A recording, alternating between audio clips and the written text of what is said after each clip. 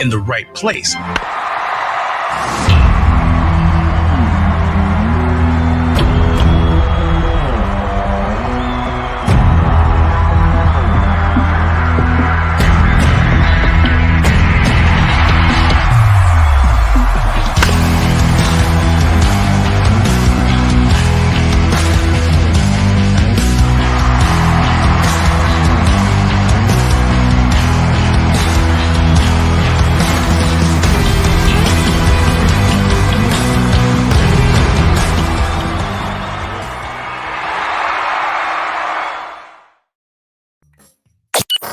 To Barreiro, live in the 651 Carpets, home of the Next Day Install Studios, on FM 100.3 KFAN, The Fan.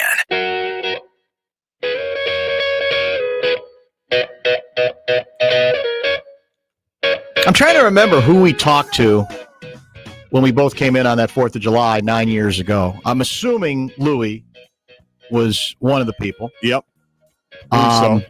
Russo for sure. Yep. Did we have the owner? No, probably too soon for that because it wasn't official. It wasn't official. That's exactly right. It wasn't official yet because the press conference was a little bit later in that That's week, right. or even the next week after that. Was David Kahn one of our guests that day? May have been in 2012. I rule nothing out. How about Johnny Athletic, known for his hockey knowledge and expertise? Do you think he was part of the 4th of July show? I doubt it. When we announced or confirmed that and celebrated the fact that Parise and Suter are being signed We had to Gord, 13-year deals. Micheletti. Did we have Walsey? Walls may have called in. I'm not sure. I remember Lake came in, so I think Common was out of town. Well, somebody is telling me that they think Lake was on the air. Yeah. Which probably makes some sense. Yeah, that could be true. Yep. When the story circulated, when apparently Russo broke it. So we're not going to be able to recreate all. We're not going to be able to bring all those people back, but Louis was one of them, and he's going to be on at 4:30. Russo will be back in the 5 o'clock hour of the show. You know that Parise interview that I was listening to earlier today? Yes. I think that was this. I think we had him on a second time. I was trying to tell you that, as bad as my memory is. I think we had him twice. Yeah. And because it didn't go pear-shaped. I listened to the whole thing. You sure today. it didn't get the pear-shaped part about negativity and all that wasn't edited out by somebody? I don't think it was, because you have the intro and you have the outro in that conversation. So was the Mauer kerfuffle, the Parise Pontiac kerfuffle, the second time we had him on? I think or it first? was the first time. Okay.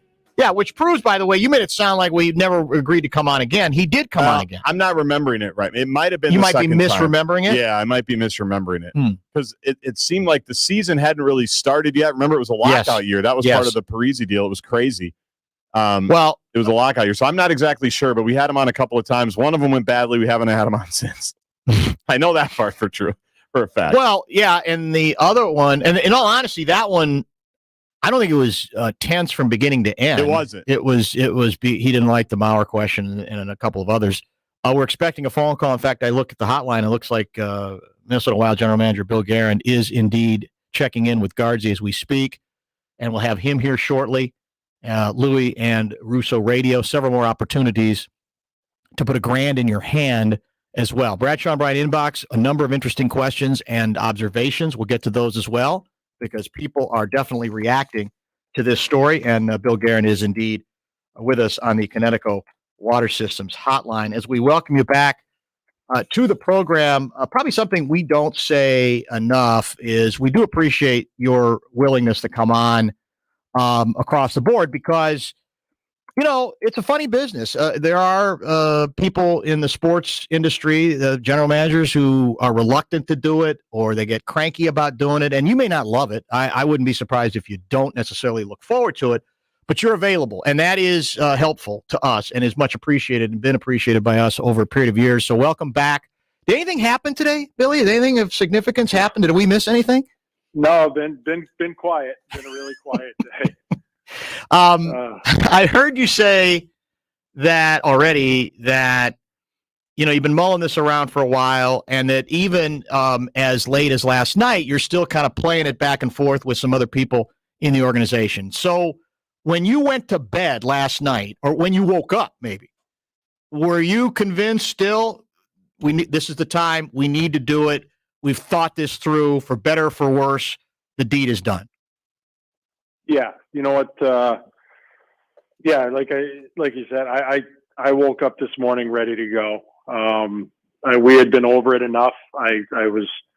I'm confident in the decision. Hey, look, you know what? This is one of those things. I know it's not going to make everybody happy, but I have to do what I feel is necessary for, the team and our long-term goal of winning the Stanley Cup. And there are a lot of difficult decisions that are going to come across my desk, and this is one of them.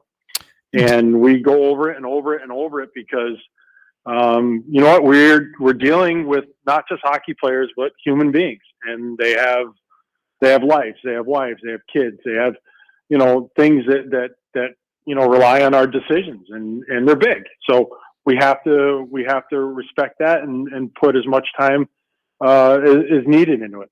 Did anybody in the organization try to talk you out of it? No. We look. You know what? There are, which I have a very good bunch of smart people around me that have courage too, and they play devil's advocate. They challenge me every day.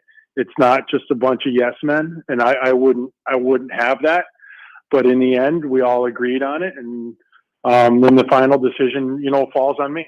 Did you have to convince your owner to do this at all, or was it an easy sell from your standpoint? No, you know what? The one thing Craig is great at is listening, and taking information and taking a step back, and just not making a quick decision. So, he's been very helpful to me in that aspect, and just kind of like, hey, look, we got to slow down here. Let's go over it again. But you know what? Craig has, stood next to me the whole way through this, and it's been a process, and he's been very, very supportive of this decision and the process. I think a lot of people in hockey who are closer to the team than I am kind of anticipated the possibility, maybe even the likelihood, that this might happen with Parise as soon as this year. I do sense from the hockey people I respect that they are stunned and very much surprised that this is a package situation, and indeed Suter is part of this buyout as well. They're both being bought out. How, from your perspective, did it become about both of them? How did it make more sense to do both right now? Well, I just think that we're kind of turning a page again, and you know what, we are moving forward, and you know what, not that either player was good or bad or anything like that. This is the decision we have to go, or that we made. And you know what, when you make decisions like this and you open up a roster spot, you create a space that somebody's got to jump into and assume responsibility there. We have players on our team that are they want to play more. They want more responsibility. They want a leadership role. And you know what? Now this is their time to do it. This is going to be an opportunity for other guys like Brodin, like Dumba, like Eric Sinek, to step into leadership roles and produce. There's been an ongoing, I think we've talked about this before, the perception even before you got here was there are a lot of really good things, obviously, about what Suter and Parise brought, certainly credibility to a certain extent. From a business standpoint, this franchise was floundering a bit, great concern about the season ticket base, and the team became relevant with the two signings 9 years ago on the 4th of July. But there was also over the years a perception that maybe they were running the franchise too much, that they had a bit too much influence that went beyond their capabilities on the ice, which were considerable. Did that perception have anything to do with this decision? You know what? That was before me, and I don't know what was going on, so it's tough for me to comment. All I know how to do is run things the way I know how to. I know the way I want to run things, and you know what? They were good guys. They were good players for this franchise for a long time. But you know what? We had to take it in a different direction. Well, but do you think they had any problem with the way you wanted to do it in that regard? Yeah, you know what? I'm sure, you know what, like I said before, can't make everybody happy. Mm-hmm. So I'm sure there are things that I've done that maybe they weren't too happy with, and you know, maybe some things they like. But you know what? I can't worry about that. You know what? I respect everybody. I respect everybody's opinion, but I'm going to do what I feel I have to do. And you know what? When I was a player, you know what? The best part of playing is just being a player. And you know what? That's when I was the happiest. So I try to take that burden of making decisions and things like that off the players. Just play hockey. Was there any part of this for you? We're chatting with Wild general manager Bill Guerin, that felt that the way this last season and postseason played out as it pertained to Zach, that you almost reached a point of no return here. Not to say anybody was right or anybody was wrong, but that there was some tension. Afterwards, Zach made a comment about the sideshow. So was any part of you that said, you know what, this is going to be too difficult and too uncomfortable to even try to put together? Here's another reason for us to just bite the bullet, pull the cord right now, and create this separation. Yeah, you know what? I actually thought Zach handled everything pretty well this year. You know what? Like I said, we make difficult decisions every day, and those are things that you know that can have a negative impact on a guy, and you know those are decisions that were not popular with Zach. But I thought he handled it well as he can be, and you know what? He did a good job, and whether that was a point of no return or not, I don't know. I know he was trying to make it work, as were Dino and I. But like I said, this is a decision that I made, and you know, I feel that now, you know, being in that position years ago, being bought out, you know what, you get to go somewhere else and start over, and I think it's going to be a great opportunity for both these players to go and help other teams.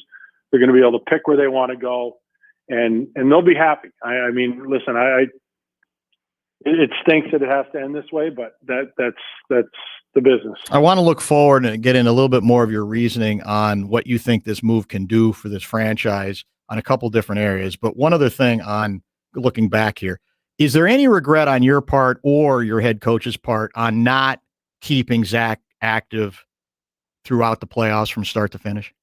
No. Why not? Because we were playing well. Even though what he showed he still had in the postseason, there was no regret at all? No. Fair enough. I thought we made the right decisions. Fair enough. How much I think a lot of people look at the salary cap relief, which, as you've pointed out, doesn't last forever, but there is considerable relief, especially in this upcoming season. And the fans who are kind of intrigued about the improvements made and about the promise of the future and the assumption that you're going to be able to get everybody signed that you still need to sign, saying, maybe this gives Bill Guerin a little bit of an opening and a little bit more flexibility when it comes to adding another piece or a potential free agent. How much are those part of why you thought it was important to make this move now? Well, to be quite honest with you, we had to free up some cap space regardless, whether it was, you know, Ryan and Zach, or if it was somebody else. We had to free up cap space somehow in order to put a full team on the ice. That's how tight to the cap we were. So something had to give. And, you know, this does give us a little bit of flexibility for this year. It's less next year and even less the 2 years after that.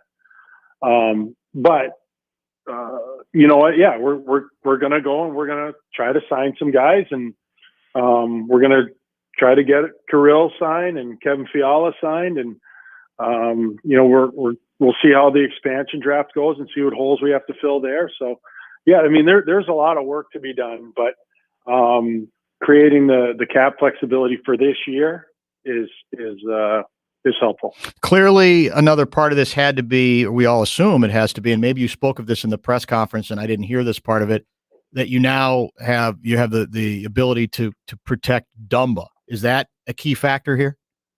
Yeah, I mean, Matt's you know, a protectable player now, and he's very important to us. And I've said it before. Matt's a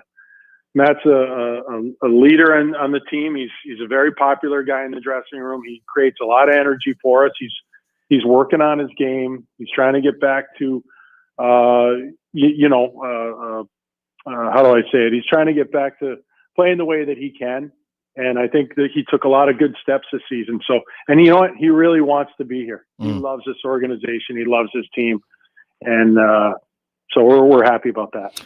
Incidentally, on the whole expansion scenario here in terms of who you protect and who you don't, there's been a lot of speculation, and I don't know if you addressed this earlier or not, but I'll ask anyway. Did you ask either Parise or Suter to waive their no move clauses for purposes of expansion? Did that ever come up? No, it didn't. I did not ask them. Did you think about that, or would that might that have changed anything? You know what? Of course, I thought about it. I don't think it would have changed anything. The team itself, give us a sense of what you think is now established. Again, because once upon a time, Parise and Suter were kind of the guys running, not only being really good players, but kind of running the locker room to a certain extent. That changing of the guard has already started. It's pretty clear to me whether you had made this move or not, maybe made it easier to make this move. But give me a sense of, you've been here now long enough to give us a sense of how satisfied you are about who you have, quote unquote, I say running the locker room, but leadership guys who are going to be influential in that regard. Are you comfortable with that where it stands right now? How do you feel about that process? Because I know that's important to you. I think we have great guys. I think we have a bunch of guys who really want to be here, that really care about the team. They care about each other. This is a new emerging core of players, a new foundation, and they've earned the opportunity to do this. I have complete confidence and trust in the guys that we have. Hey, look, you know what? This is a funny game, but you know what? They're always moving pieces. There are always guys coming in and always guys going out. That's just the way this world works. But the guys that we have here right now are tremendous. And you know what? I'm looking forward to seeing these guys, you pick up the slack and assume these new roles. There are plenty of hockey people that I'm sure you hear from and about who continue to say, center. This team has to upgrade there. You and I have talked about that before. You've made a couple of interesting comments saying that you believe the game has changed to a certain degree, that it have to be as center dominated. You have to have a certain measure of energy and ability, but that you can sometimes get some of those things from the wing. And Louis, for example, has said, well, I kind of agree with Billy, but I also think he's doing a little damage control there because of his circumstance. So how much of it, is Louis right? What's your view on that? Are you as obsessed Louis, with that? I could never say Louis wrong. I'd be in too much trouble. That's true. But I really believe it. I think, the center ice position, I think is, it was played a certain way back in like the 80s and the 90s and things like that. But like now, you know what, you have to have the way I look at it, you have to have a guy generating offense on every line. You have to have, Kaprizov and Zuccarello and Fiala. The center ice guy has got to be able to play a 200-foot game. He can't just be all offense all the time. That's just not, you're not going to have success in that. When you see the teams that are having success, they're deep down the middle, but they're not always the 100-point guys or whatever. You look at Tampa Bay, you look at Kucherov, he's the 100-point guy. Braden Point is excellent and a great player. So is Cirelli and Yanni Gord, guys like that they drafted and developed. They were second, third round picks. One was a free agent. Like it's a little bit different than it was, 20 years ago or whatever, but still very important. We need a center, but it's, we're going to keep moving along. Who's going to be tougher to sign, Kaprizov or Fiala? I don't know. We'll see which one's going to be a bigger pain in the ass. It's the part of the job you enjoy the most, I'm guessing. Yeah, you know what? It's part of it. And I've been through it as a GM now. I've been through it as a player. It's just a process, and we got to go through it and make sure that we come out with fair deals for everybody. Philosophical question for you. And maybe we've talked about this before. My memory's not very good. I'm getting old, but how do you look? The way I view this move is it's in fact, I was talking to Louis about it earlier today. It's a very ballsy move. And it's a kind of move that some general manager doesn't mean necessarily it ends up being the right move. Time will tell. History will tell. But I would say it's the kind of move that some GMs just aren't going to make because there's so much at stake and there's a lot of issues to it. So for you, on the basis of the time you've been here, it's very clear you're going to do what you feel like you have to do. What is that born out of? Is that something you've always had in you? Is that something you learned from somebody else in hockey, running a team that put that in your head? Where's that come from? Where you say, I got to do what I got to do, even if it's not necessarily always going to be popular? Yeah, I think I've developed it over the years, and I think it came from, being in the locker room and being able to say hard things to teammates and being able to stand in front of your peers and say difficult things and make difficult decisions. And, and then I've learned from some great GMs like Ray Shiro and Jim Rutherford, and you have to make the tough decisions. And then I think the most important thing is it's much easier to make the tough decisions when you have support from your owner. And I do. And that makes it much more comforting. I mean, you know what? I could have sat here and just kind of, ride it out for, the next 4 years and just kind of see what happens. But I don't like doing that. I want to be proactive, and I want to start moving on this team and building for a Stanley Cup. I mean, that's our goal, and I can't just sit by and just kind of wait my time. I want to be proactive. I assume you talked, is this the kind of decision you talk to Ray about a lot as you're piecing it together and formulating your thoughts? Yeah, I talk to all of our hockey ops guys. I rely on these guys heavily for everything, for every decision I don't do anything on my own here. I don't believe in that. It's not the way to do things. I have too many good, smart hockey guys around me to not utilize them and empower them. It's just, you know what? Hey, look, they work with us, and you know what?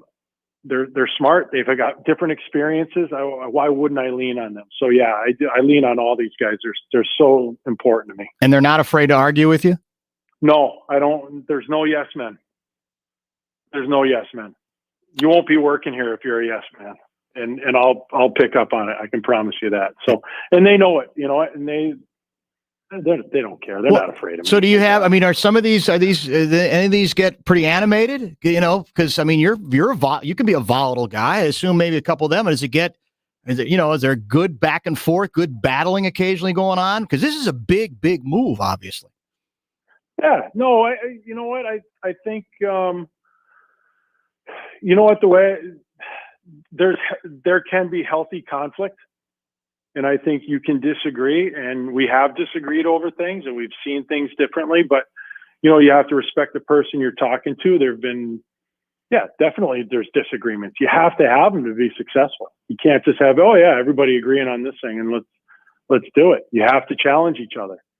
And I have a group of guys that, like I said, they're super smart, and they've got balls too, and they challenge me and they push me to do, to think about things and to be courageous. And they're great. I'd be lost without them. So you slept well last night. You didn't toss and turn. I did. You were comfortable. You were serene. That you've vetted all this, thought it through, the pros and cons, and said, I'm sleeping like a baby tonight. I slept well. Thanks for the time. I appreciate it. And I know an extremely busy day. Thanks, Bill. We'll be in touch.